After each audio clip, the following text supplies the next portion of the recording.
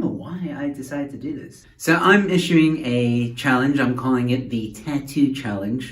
And it's very simple. I'm leaving it up to my viewers and subscribers to get me to 5,000 subscribers before the 16th of August 2020. And if you guys help me get there, I get a tattoo. Yeah. And not just any tattoo, one that is chosen by you guys. Throughout the course of the month, I'll be having live streams with you guys to determine or to decide what tattoo design I should get. By the end, if I do get 5,000 subscribers before the 16th of August, I'll do a poll with the top 3 suggestions and you guys decide what tattoo I get. It's really that simple. There's more details, but you can follow a link in the description below, which I've left there. Tattoo Challenge, just follow that link and you'll get all the information of how this is going to work. So also, let me just make one thing clear. I don't like needles. I'm petrified of needles. I do have one tattoo and that was a mission to get. So this isn't gonna be easy for me. But I promise, if you guys get me to 5,000 subscribers before the 16th of August, I'm gonna get that tattoo. And hey, at least it'll be a really funny story to tell people. And a tattoo is permanent. So please share and let people know the crazy crap that I'm trying to do right now. Anyway, with that being said, enjoy the show. Hello, ladies and gentlemen. Welcome to Sit Down and Lock Down. Yes, you just saw a very brief intro of a tattoo challenge that I'm issuing out to my viewers and subscribers. So you just watched that. So no need for me to go into it too much. And welcome. Thank you all so much for joining me tonight. As always on the show, I have a guest comedian on the show. And I just found out that he's not based in South Africa and he's been lying to me for the past few months. But that's fine. Before I bring him on, remember, ladies and gentlemen, that I do accept donations on behalf of the performers. There's the Zapper. If you wish to give a donation, I split the amount with 80% going to my guest and 20% going to me. And yeah, so if you feel generous, if you feel you enjoyed the show, feel free to donate. The donation box is open for the next 2 nights. So until the 17th of July, you'll be able to donate. So even if you're watching this after the fact, please feel free to give it a little bit of cash. So ladies and gentlemen, without further ado, it's time to welcome on my guest. I don't know him very well. It's actually the first time that we're meeting face to face, which is going to be very interesting. So I have a lot of questions. We're going to get to know one another. And I told him that he can feel free to ask questions. And of course, you guys who are watching can also feel free to ask us questions at any time if you so wish. So ladies and gentlemen, without further ado, let's welcome on my guest for tonight. He is the one, the only, Mr. McClary. Hello. So McClary, how are you doing? I'm good, bro. I'm good. I'm just trying to survive this lockdown situation. Everybody's just trying to stay sane, keep positive.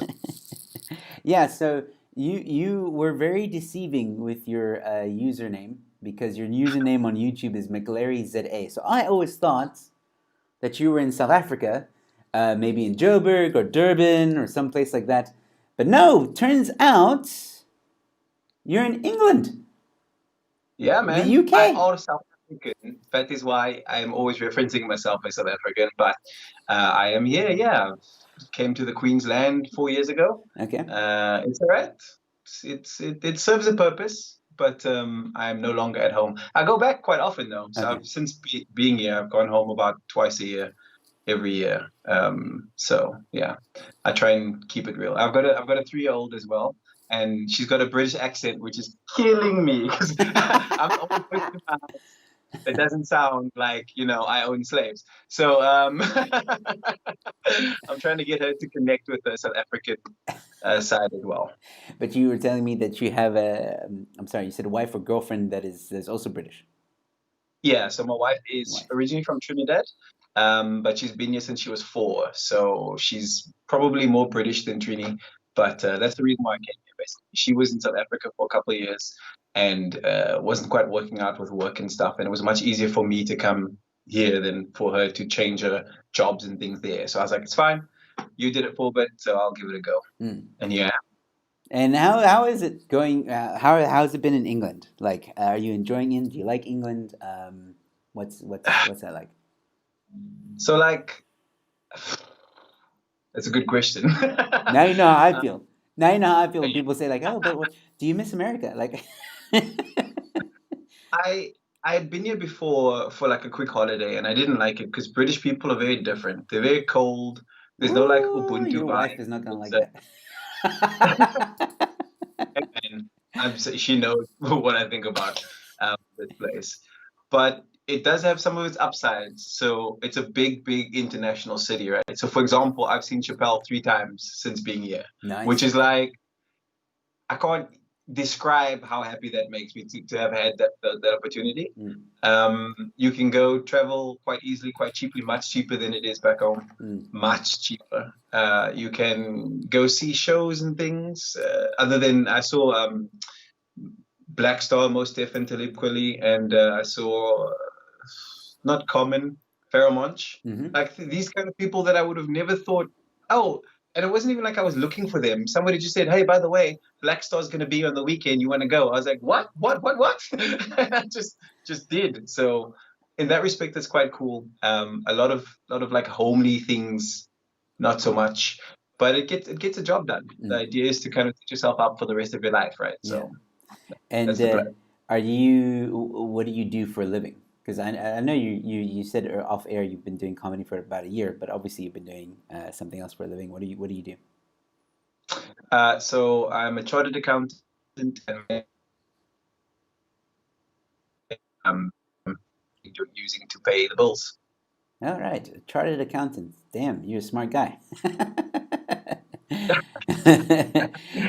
So every now and again, I might address the comments in the section the comments in the live chat. So we have Yanni Vandervalt who's joined us again. Hey Yanni, I'm surprised you joined me because you were watching Ronaldo. Nabila says good evening. Rochelle Bartley, who's also in England. I thought maybe she was your wife because it's a small community here in the YouTube things. She says England, and Get You Online Lynn says hi, and Rochelle says we're not all cold.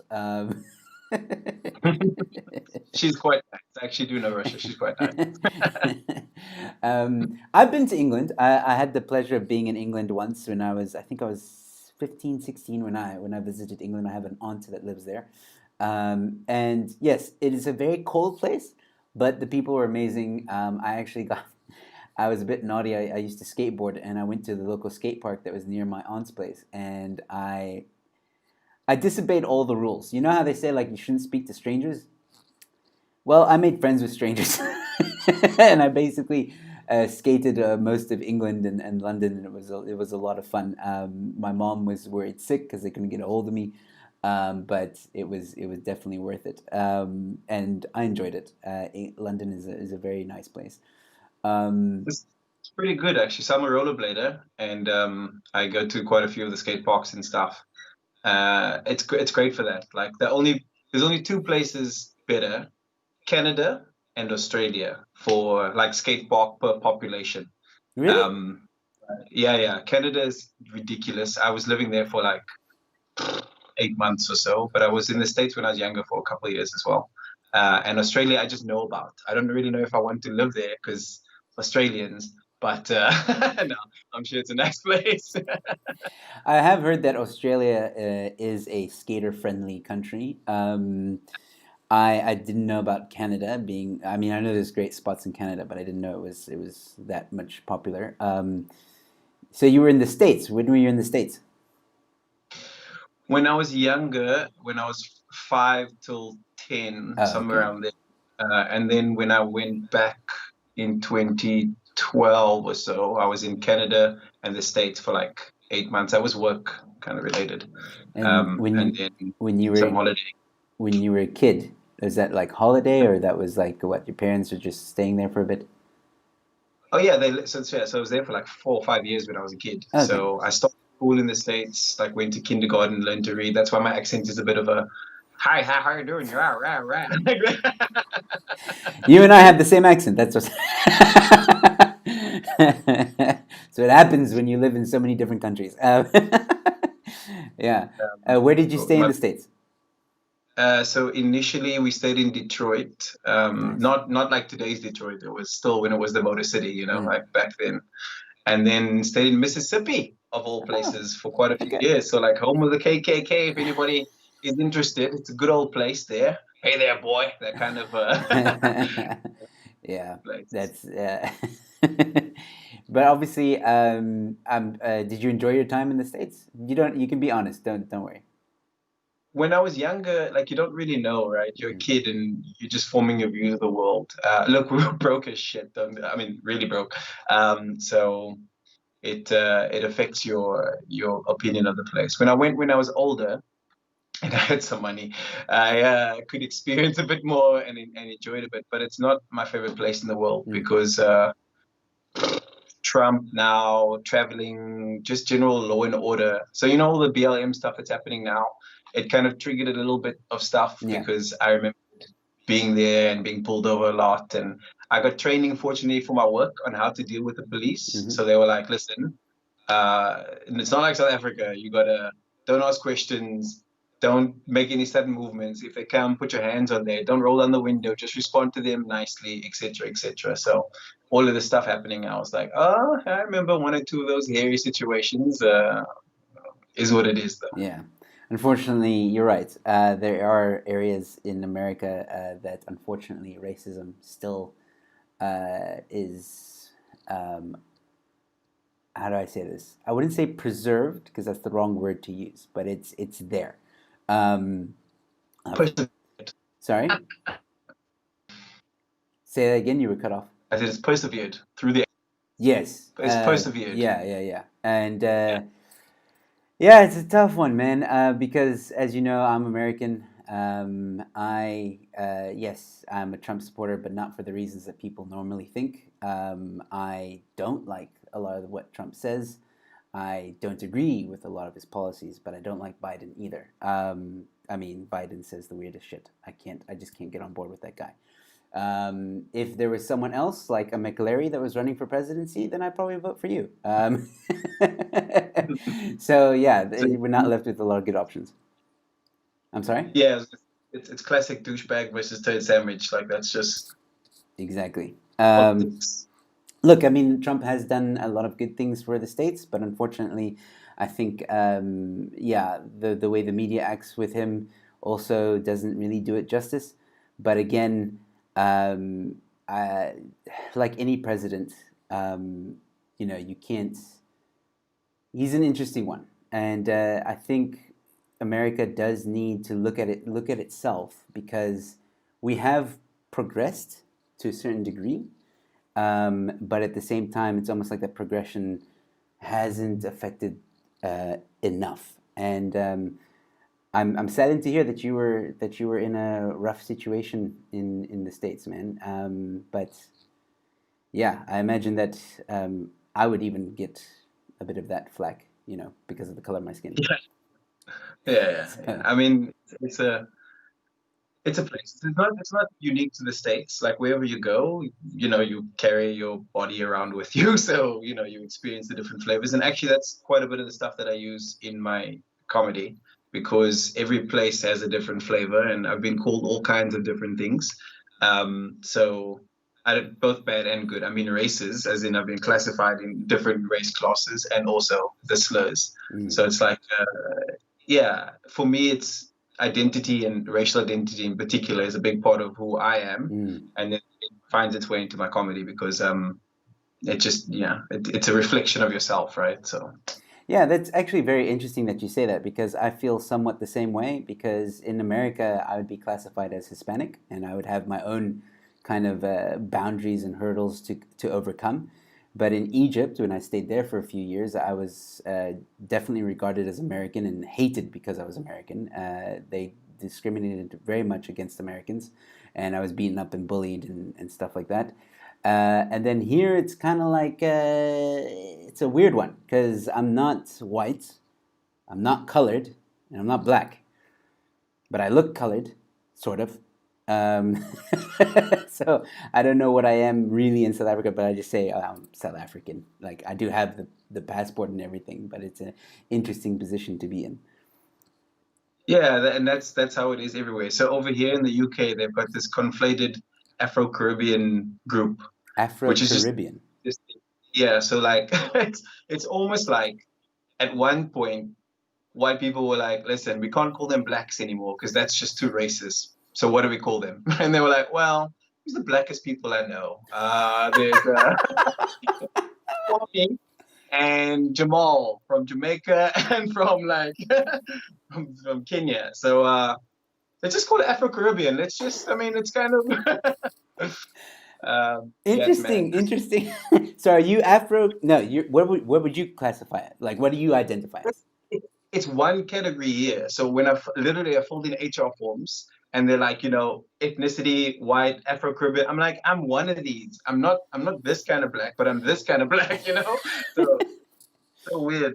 But see, Like I go through the same thing when I have to fill out a form because you got white or Caucasian, then you've got black, colored, Indian, other. I don't like saying other because that I don't think I'm an other.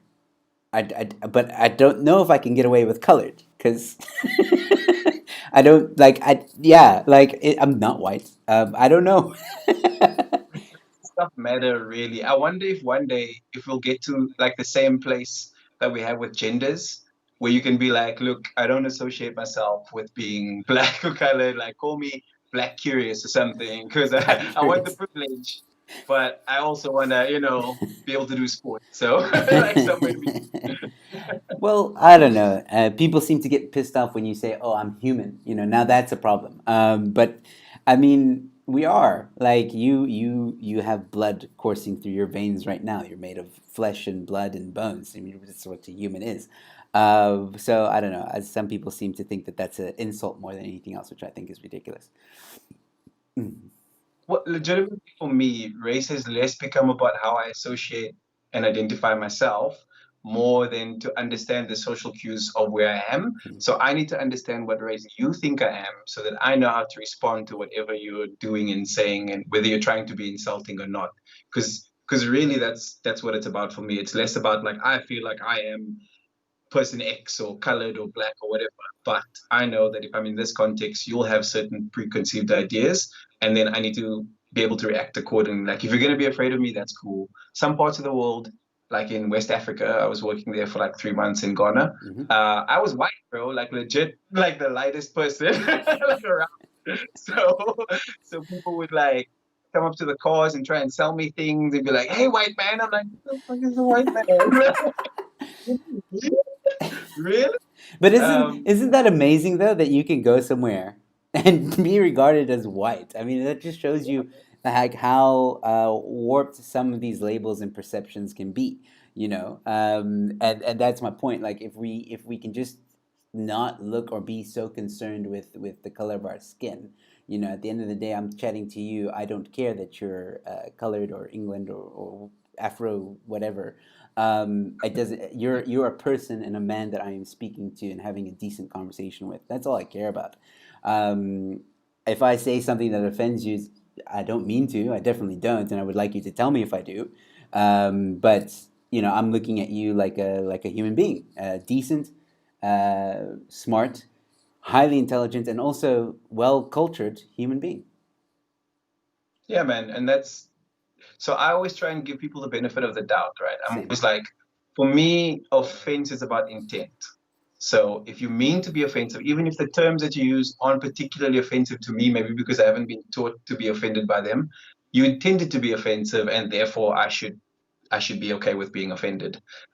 Similarly, if ignorance is the main reason, so you don't know, you think you're being cool or chilled, but you've been raised in a certain context, and therefore you think these words are okay, I'll give you a bly. But when I inform you and I go, listen, that's not cool to do that or to say that, and you still choose to offend, then I'm like, screw you, man. That's not cool. Yeah. Well, So that's that's how I do those things. I'm like, do you mean me any harm? Okay, cool. Yes, no, we can work with it. I can work because if you had to go, oh, that was racist. I can't believe this. You'd have a bad time in life. Like you just like, oh, I just always offended all the time, and I just life's too short, you know. exactly. No, No, exactly. it's all good. I definitely think that more people should travel. I think when you experience different cultures and stuff like that, you become more cultural tolerant and more accepting of people and understanding that just because someone has a different tradition or a different way of doing things does not make them a bad person or a different person or somebody with evil intent or whatever. It just means they have a certain way of living, and they're allowed to have that certain way of living. So yeah, I think it's great that you've traveled. You've been lucky. You're like me. I've traveled, all over the states. I've traveled to England. I've been to Spain. Obviously lived in Egypt for a bit, and obviously in South Africa. So um, it's been quite a journey. Where else have you been to in the world? Uh, those are them. Okay, so staying in the States quite a long time. So a lot of the States. So East, West, Canada as well. I didn't get quite down to Mexico. Africa, South Africa. I worked in Namibia for a few months. Worked in Ghana. That's most of the African continent. UK, Southeast Asia, so like Thailand, and I went to Thailand a couple times. Europe is this black box. So I thought coming here, I would get to like go and see a bunch of Europe and all, but I came here with like a proper colored, unmarried, staying at my mother-in-law's place with a kid on the way. I was like doing my people for a house. And the kid was the thing that kept us from missioning about too much, and now COVID. But my plan is for whenever outside is legal again to be able to go in and explore a bit of Europe. And South America is another spot that I want to try and hit up. But those are pretty much the places I've been. Cool. But quite a lot in the States, like because people see the States as one place, but there's so many different pieces of the country. It's huge to physical landmass. So yeah, I've been around and around and not much midway. Not a fan of the hillbillies, but but yeah, on the two sides, I kind of know. I don't think anybody's a fan of the hillbillies. Like,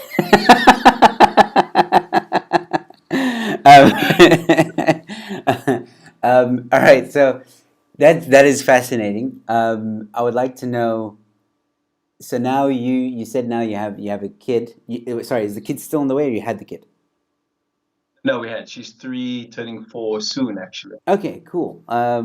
How's that been? What's how was it to be a dad? Dude, so my life experience of that was I moved countries, changed jobs, got married, and became a pops, all pretty much at the same time. Sure. And any one of those things are like the biggest changes in your life, Yeah. right? So the dad part kind of felt the most natural and the most chilled, and all of the rest swirling around and trying to figure out how to establish myself in a new country and all this stuff was the wildest thing. So for the first like 2 years, I didn't feel like I got to experience all of the dadness because I was like, I'm in England, I'm doing different work now, I've got the whole setup that I have to do. But she's amazing. She's funny. She's cute as you know. Mm. Um, it's great being a pops. Like I was amazed at how much easier it was than I thought it would be. Really? Like you get freaked out. You're like, oh my goodness, kids and responsibility, but you actually have it in you, like kind of innate to because I've got nephews and nieces and stuff like that. I've babysat for them. It's just like an extended period of time where you can't give them back. Like that's it. You're like, oh, the poop right on my hand and my face, and it's like, nobody's gonna take this baby away from me. How old are you, by the way? I am 34. I'll be 35 in September. Shit, dude, you're older than me, but you look flippin' young. You look good for your age. Fuck. When I got here, some dudes. So I was managing this one like department at a local government place here, and one of the things that I was managing was like the grad scheme for the finance function. So then this guy came up to me and I was like, hey, do you know anything about this grad scheme? Because I didn't, it's a different setup to South Africa. And he's like, oh, why? Do you want to join the grad scheme? I'm like, no, homie, I will be managing all of it. He's like, oh, so you'll be my boss. I'm like, I don't like to use those terms, but yes. Dude. Um, so you have done a lot in your life. You have a kid. You seem to have grasped fatherhood quite well. So tell us. Let's get into the comedy career now. What? Tell us about the first time you were ever on stage. What made you start or want to do comedy? I have loved comedy my entire life, and I've been wanting to do it for freaking ever. Um, the thing that stopped me from doing it, because that's more relevant than what made me want to do it, uh, was just being afraid of being crap. Because I liked it so much, and I wanted to be. When people tell you, "Oh, yeah, you're naturally funny," blah blah blah, and it's really easy to do it spontaneously, but doing it on purpose for an audience on command is a completely different like thing. Yeah. So I've always wanted to do it, been too much of a punk to get onto stage for years, making the excuses. Now, I'll do it whenever something happens. But my daughter, so I am teaching her things now, including rollerblading, by the way, because we try and pass on those important lessons. Yeah. And I've been telling her, like, look, don't be afraid. Everything's gonna be okay. You just push through and that kind of stuff. And in doing that, I'm like, Hmm. I've been afraid to do this comedy thing for such a long time, and I'm trying to sit here and tell you not to be afraid and get up and all that stuff. I just can't. So I was like, you know what?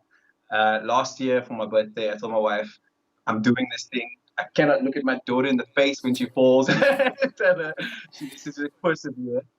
So I've got on a comedy course, and yeah, six lessons from like an experienced comedian, and then you get like a showcase with like 80 to 100 people, and yeah, it was good. Awesome, man. That sounds really cool. I'm glad to hear that you did a course. A lot of people seem to think that courses are a waste of time, but if you get a course from a good comedian who knows what they're talking about, it's very valuable stuff. Stuff that you will learn. Maybe in 6 weeks. It may have taken you 6 years to learn on your own. The Um, way. Oh, yeah. So even though you took the course, so was that when you took the course? Was that the first time you were on stage, or did you try going on stage before the course, then took a course? no, no. So I'm like an analytical kind of dude, strategic like thinker guy. So I'm like, if I want to be good, and my biggest downside is being really crap. How do I maximize like my first sort of shot? Because I didn't want to traumatize myself. So that was the first time we went on stage. Look, it was actually harder doing the classes because every class you had to come in and try and prepare some stuff, and then you got critiqued on it and all that kind of stuff. With that small room, because by the time you do it like 3, 4 times, they've heard your Yeah, jokes. They're not laughing. They're just going, okay, you could have done that better. Whereas when you do it in front of the audience for the first time, they're like, oh, this is pretty good. Like it went well my first show. Actually, some of my stuff on my Insta is from that first show. nice. Um, so yeah, I thought I did better than I probably should have because I got a bit of hubris and I was like, oh, it's comedy. I got this. And then, like 4 or 5 shows later, I think I used the same set at that point.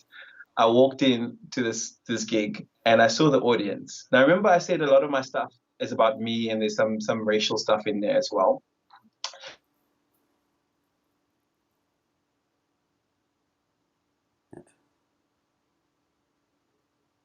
Ooh, there we Am I go. back? We got you back. Yeah, sorry about that. So I was talking about my bomb. Right on cue. I I walked in and I recognized. Alright. Sorry, guys. Try and get him back. Are you back? Are you with me? No. Ah, okay. There we go. Got you back. Sorry, man. No, my bad. I think it's me. Anyway, story. Third time Me.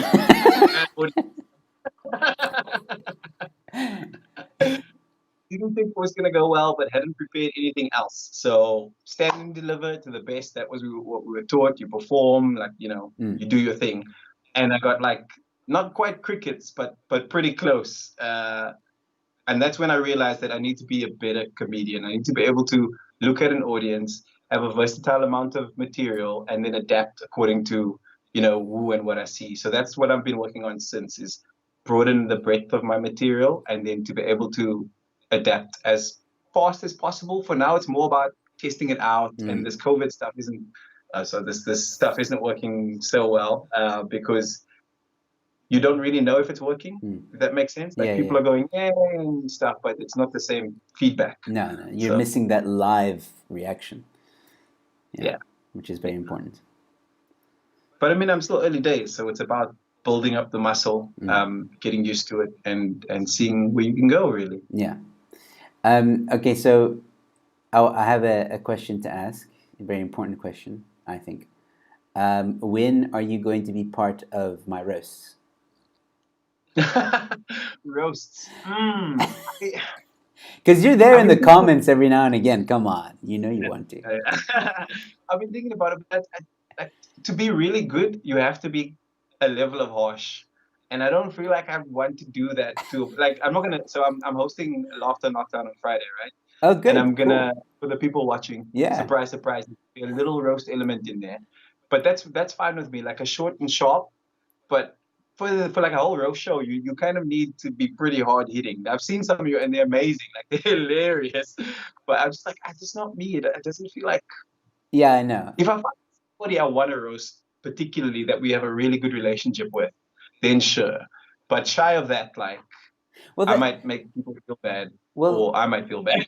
well, yeah. That's the thing, though. I let the comedians decide who they want to roast. So if there's someone that you know that you're close with, even if they're in England, and you can say like, "Hey, there's this guy in South Africa, comedian who does these roasts. You want to be part of it?" And you're really close to this guy. You're more than welcome to. That's usually how I do it. I don't set up the battle, if that makes sense. Yeah, yeah.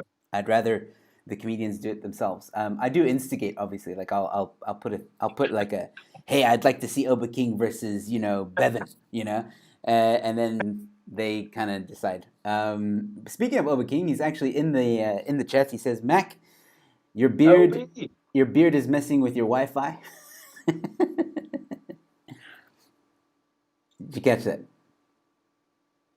Hello? No, no. He said, Mac, my beard. He said, Yeah. Mac, your beard is messing with your Wi-Fi. Probably, LB, probably. It's gonna turn the signal and just get it to turn your head so that it can bounce there, and then we can. Nice. See, you can roast. um, yeah. So look, the option is always there if you ever want to try and test those or flex those muscles, so to speak. Um, I I enjoy the roasts. I should probably partake a little bit more, but I'm so busy, controlling the show that I'm just enjoying it. So yeah, okay. So you've done comedy for, you said, just over a year. Just under a Just year. under a year. So Okay. October will be a year. Yeah. Any idols that you look up to? Like, who do you draw inspiration from?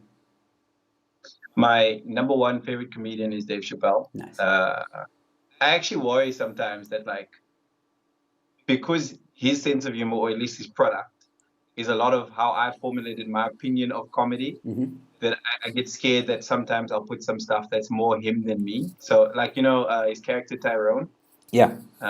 Yeah. So I've got like a bit now that kind of plays on the character of Tyrone, also based on a crackhead. And I'm like, yes, it's a different concept. It's not his thing, but I'm definitely performing it like I'm Tyrone. So like, like I don't do characters, but if it works in a bit, then I'll be a bit physical. Okay.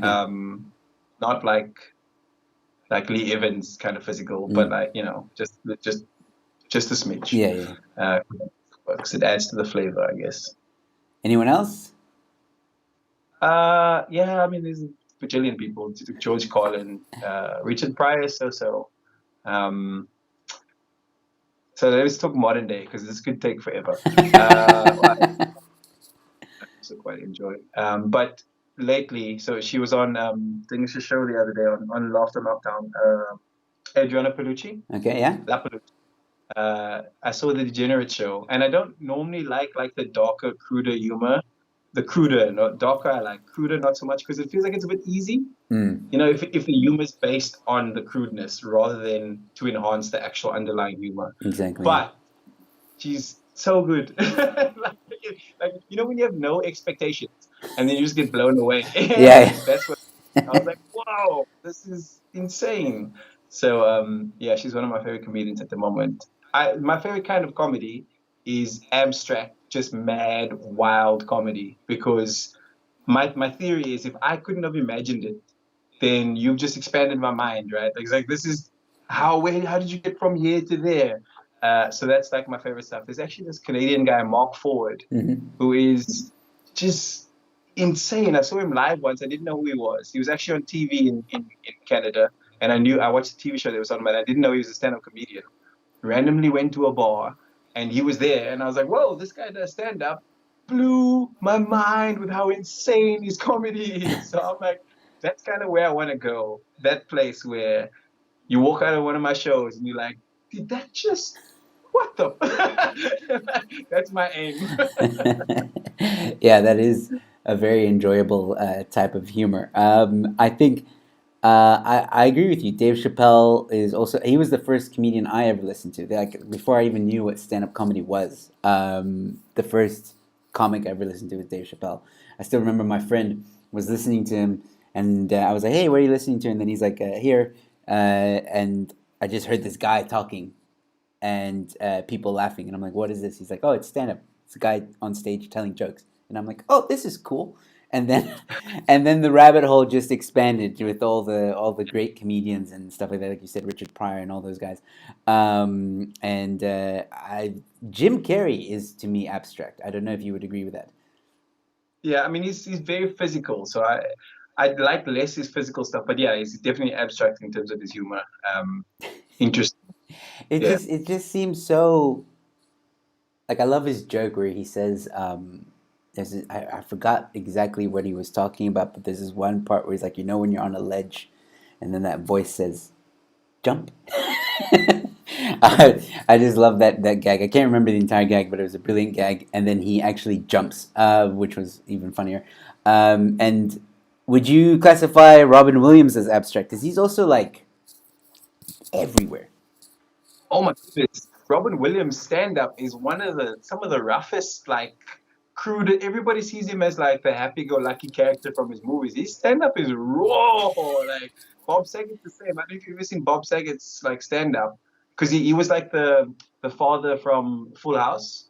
Yes, yes, yes. Something Tanner or something. Right? He was a host of And America's he Got had Talent the too. Sorry, America, yeah, yeah. funniest home videos.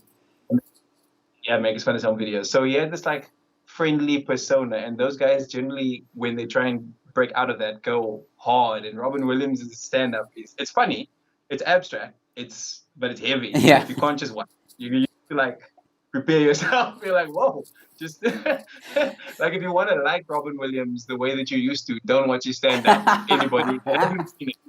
But if you're interested and curious, check it out. It's amazing. It's really funny, really good. Absolutely phenomenal. I was blown away the first time I watched him. Because again, like you just said, I had known him from my kid years, where he was the Aladdin and sorry, he was the genie in Aladdin.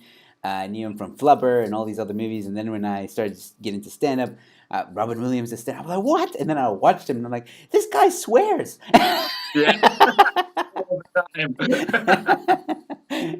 But he was legendary, absolutely legendary, a genius, and I don't think we will see another one like him. He is a true icon in the comedy industry, I think, and I was deeply saddened by his passing. But I still watch him till today. I'll watch his stuff. I just want to address some of the comments here. Rochelle says, Joe, are you doing the guess the lie game? No, we are doing a different game, which we're going to do just now. And then usually I do well in the guessing game. No. So I think we'll start the game now. So I wanted to try something a little bit different this time, take a bit of a break from the interrogation game. And I've done this before with, I think Mario was the last one I did this game with.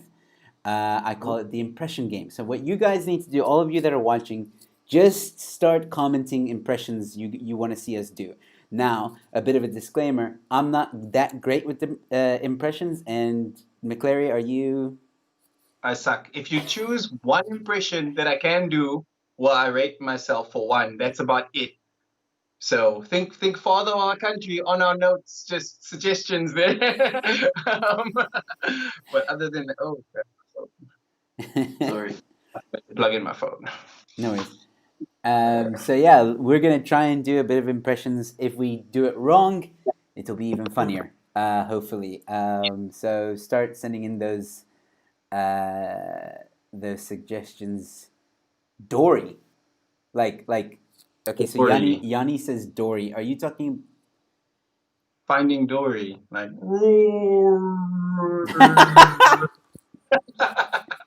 Did I do it? Did I win? Did I nail it? I thought Dory would have been like keep on swimming, swimming, swimming, keep on swimming, swimming, swimming. Um, Yeah. we have Wrong. we have Mo Gilligan. Oh yeah, he's the UK guy. Is that Rochelle? Yeah, that's Rochelle. Like a favorite guy. Um, right. So that's an Afro-Caribbean thing that he does. It's like this chavvy kind of, oi bruv. Oh, how do I do this? No, I'm gonna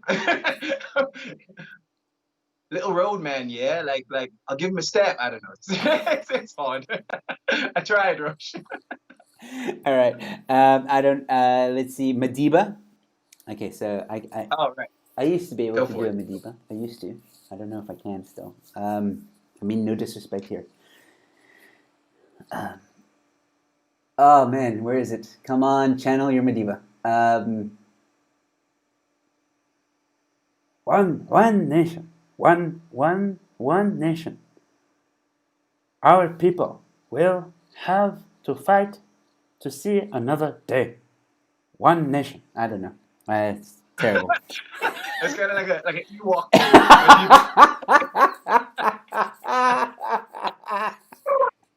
When one nation.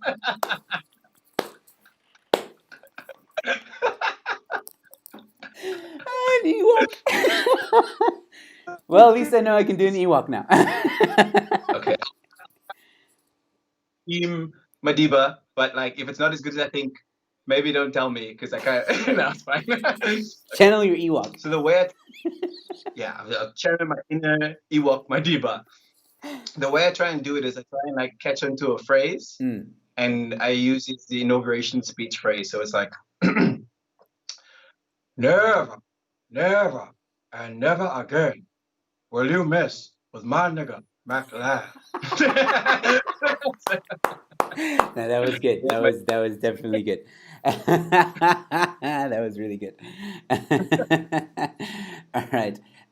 Julius Malema, please. Oh crap. Give us the land. I don't know. Must- The people must listen.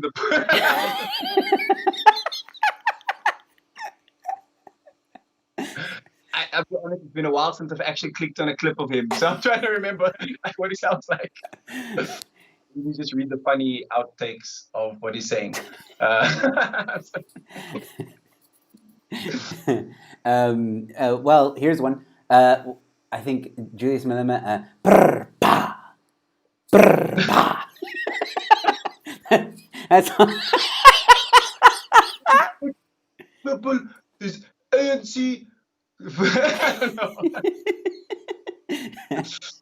Oh man.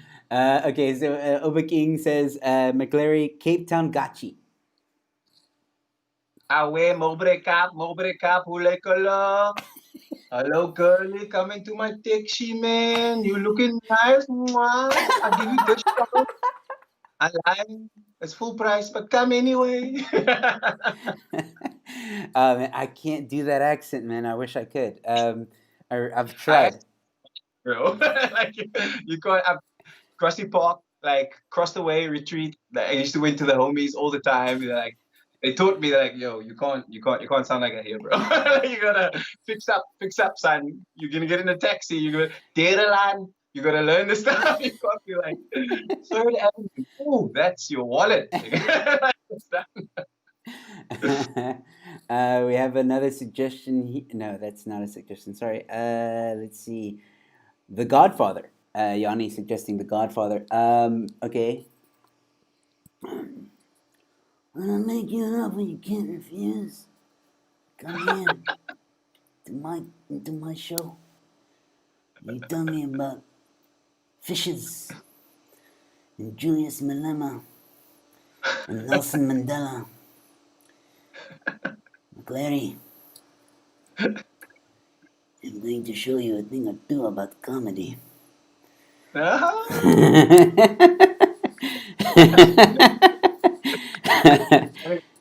That one is skipped because I'm like, I don't know. It's just just make sure I'm like, I need to like. What are you doing? Because you did like the whole facial thing. So I was like, how does he? I can't really see myself because I'm staring into a light. So I'm like, You just gotta commit, man. All right, so let's see here. Krista is saying Oprah, but like like that's like so easy. Like you just say everybody gets a fucking gift. Like like you get a car, you get a car, you get a car. Everyone gets a car. yeah. um, Hey. hmm? And you also. South African Oprah. Brenda Fossey. I don't know who. That's Roche again, isn't it? Yeah. I'm sorry. Weekend special. Oh, that one.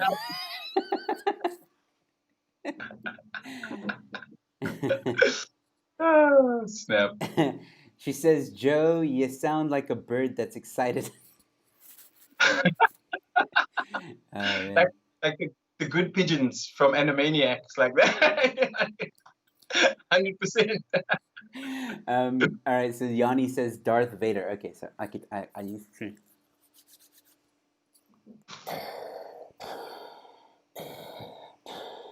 Luke, I am your father. Nah, that's terrible. That is absolutely terrible. Yay. I think I have CV19. Can you do Yoda? I definitely high can. pitched. I definitely. See, McLaren, you are. That's not bad. Kermit. That's not bad. Kermit Yoda. It's not bad. Like I can't do that. I can't. I know I can't. I've tried to do Yoda. Like every time. Like this is okay. This is gonna be such a mess up. I feel like. Powerful you are. No, I can't. I don't know what that was. You cannot do it again. All right. Yanni says he's been wanting me to do this accent for like the longest time. You know that what's that man? That the E presenter guy on channel E. See, Alta Fuzzy, E News. No, not that guy. The voiceover guy. He's always like tonight on E. Oh yeah. Yeah. That's what he wanted me to say. Tonight on E. But I can actually do. I've actually done I love doing this voice. This summer, one comedian, one country. McLary takes on Pringles. I don't know why I said that. That's good. That's what's the guy that did that quite well? Pablo Francisco. One man, one desire. Yeah. Get in the chopper. Yeah. Oh, speaking of getting into the chopper, Yanni says Arnold Schwarzenegger.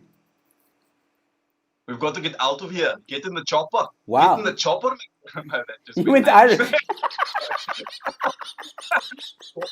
A little bit of Scotland in me. Look at this, laddie. Very good, McLaren. What kind of are you? And Irish is like, skip it potatoes. Hello, McLaren. How are you doing, McLaren?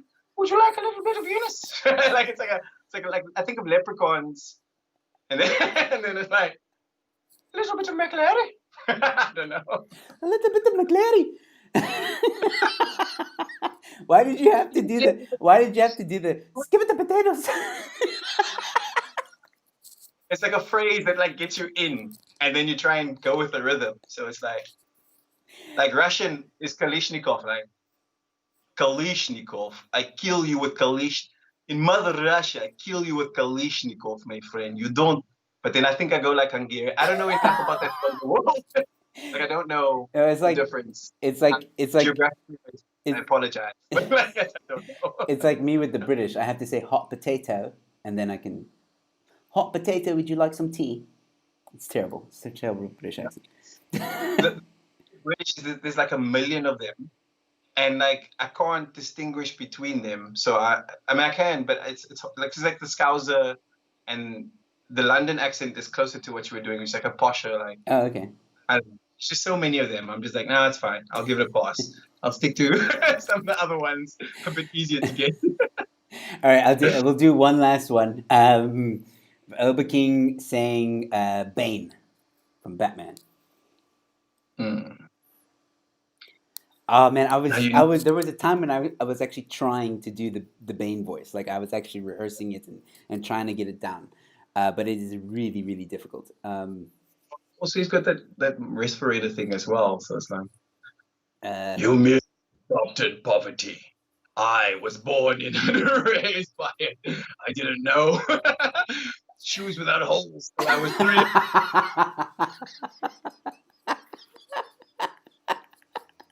Something like that. That's really funny though. All right. Man. Ugh. I can't. I know I can't, but I'm gonna try. Do it. You million. Now I'm going Yoda.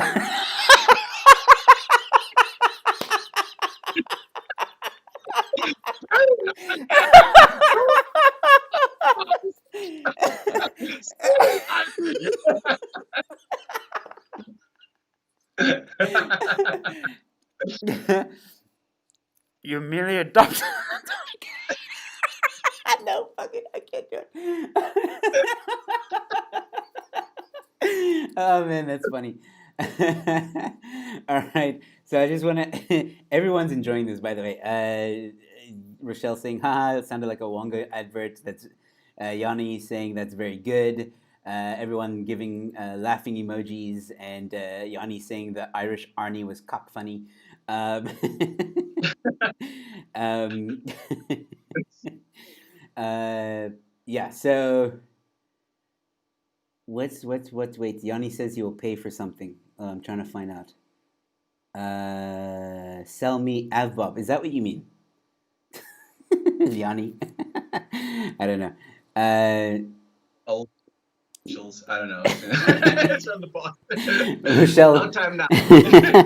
Rochelle says Joe swung Bane away. Yeah, that's pretty much what happened.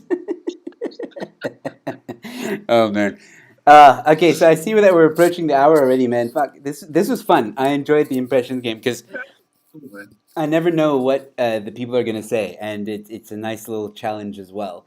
But yeah, you had some good ones, man. I think you can maybe add some of this stuff to your repertoire. Yeah.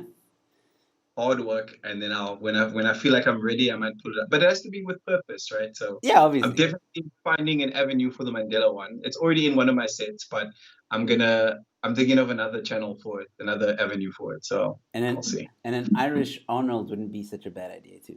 I think I'll definitely. I've got my dad book here. I'm like Irish Arnold. That is a concept. So thank you. Yeah, well, I learned that if I try and do a Bane accent, it becomes Yoda. So.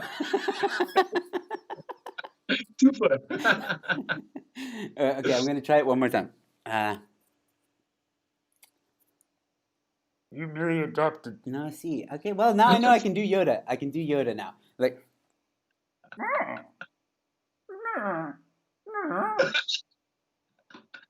That sounds like yoga in the sack. Like, this what that is.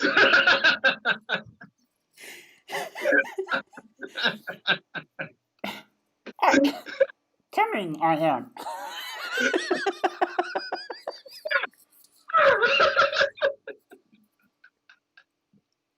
Catch you next time. I will. No.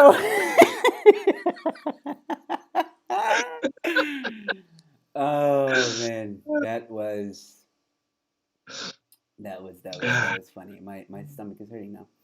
Um, so Pete Buttons asks, so when are you guys gonna be live in the flesh? Well, you know, when COVID is over. um, Much. yeah, that's pretty much our only. Hey, Liam Bento is watching, saying, McLary, yet another one of my comedy students. He is one of my mentor guys for sure. He actually hooked me up with the gigs in Cape Town. So when I was flying back home, I was like, Liam, I'm doing this thing. Can you like connect me up with some people? He did. I got numbers, and that's probably how I got into the whole network anyway. So thank you, Sensei. On Friday, I've got my British Sensei that's gonna be on lockdown after lockdown. So yeah, man, you are just a product of the people around you that Mm, influence you, right? So just gotta try and keep going and listen. Don't take yourself too seriously sometimes. So exactly. yeah. Yeah, Liam, thank you so much for tuning in. And by the way, guys, Liam Bento, terrific comedian. I did have an interview with him, I think, last week. So please go check that out. It will be the episode before this one. Very fascinating, very interesting conversation. We did geek out a lot because I'm a bit of a geek myself. So Conversations. I was like, that's heavy. Like I like this stuff, but damn guys. Liam was saying that he's one of the hardcore Game of Thrones fans that woke up at 3 o'clock in the morning to watch the episode. I was like, damn, dude, like. I did watch it again. I saw that. I was like, like it's a good series, bro. But Everyone's saying, Rosar says, cuck funny guys, I'm crying.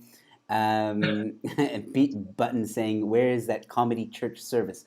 Um, I'll let you know on a Sunday. Um, or you can just be right here where we'll try and entertain you as much as we can. Cool, man. So we have a few minutes left, and like what I like to do with my guests at the end of a show is basically give you a few moments to speak to the audience that are watching at the moment. If there's anything positive you want to say, negative, or if you just want to rant a little bit, that's also fine. But yeah, here's your moment where you can just tell the audience something. I want to tell my mom that one time you hit me, and I said I'll get you back one down. Just Well, that's new.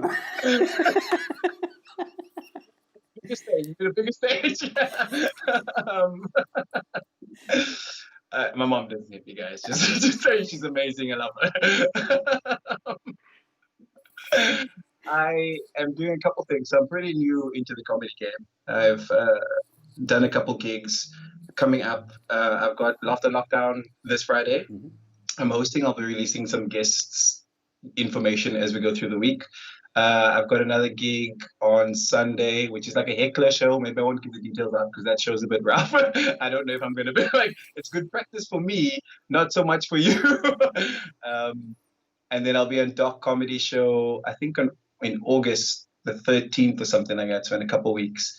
And I'll try and fill up things in between. So the ask is, if you like the stuff that you've seen, heard, follow me on Instagram, @MacLarry_comedy. I'm on Facebook too, but don't worry about that. I'll try and do a separate page for my comedy. And yeah, I'm just going to keep on keeping on hustling. I'm not at the point yet where people like Joe ask me. I still got to be like, I'll suck you if you just put me on the show, Joe. Like, I'll get there at some point. So thank you for everybody that supported me thus far. You know who you are. I've already mentioned a couple names. I appreciate you, all of you. And I'm going to keep on keeping on, man. I'm hoping to get somewhere at some point. But as long as I keep my head down, keep on hustling, hopefully it'll happen. That's all I Fantastic. wanted to say. Fantastic, man. Look, it was a pleasure having you. Please stay on the line as I sign off. I'll give you a proper goodbye on Skype. But yeah, you're welcome back anytime on my show, man. And seriously, think about the roast idea if you want to. So, ladies and gentlemen, that was McLary, a very interesting man indeed, a well cultured man, and someone who's traveled all over the world, which is always exciting and interesting to talk to people who have traveled uh, so many different places. I always think that when you travel, it makes you slightly more mature in terms of like your years. You know, like you learn things, you learn tolerance, you learn a lot of wisdom as well. And McLary is definitely a very interesting person to speak to. So I'm definitely going to have him back on the show. And obviously, super funny.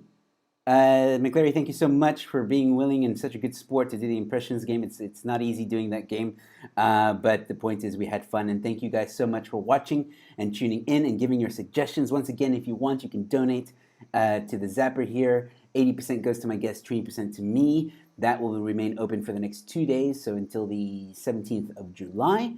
And yeah, if you enjoyed this, please like the video. Please share it with your friends. I will be back with another comedian soon. Those details will be up within the week. And of course, just so you guys know, in half an hour, I'll be having another show. Let's talk with 4 different comedians. So it'll be me, Werner Weber, Peter Sawanga, Mikhail Kanaka, and Oba King Moreau will be on our panel. And we're going to be talking about wokeness. To be woke or not to be woke. It's part 3 of our conversation about being woke. And it's a very interesting conversation. Please come and tune into that. If not, that's okay. I'll see you at the next one, ladies and gentlemen. So once again, thank you guys so much for tuning in. You guys are the best. So if you're new to my channel, please subscribe. Other than that, I'll catch you at the next one. Good night.